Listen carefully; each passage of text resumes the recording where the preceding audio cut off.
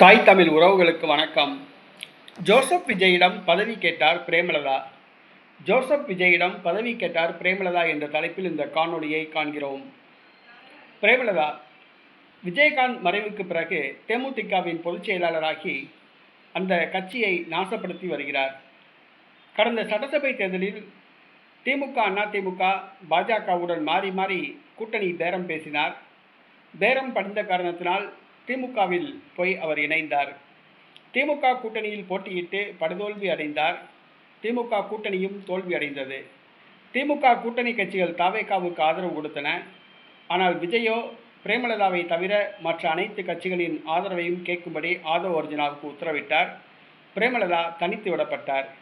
பிரேமலதா மட்டும் சட்டசபைக்கு தேர்வு செய்யப்பட்டுள்ளார்.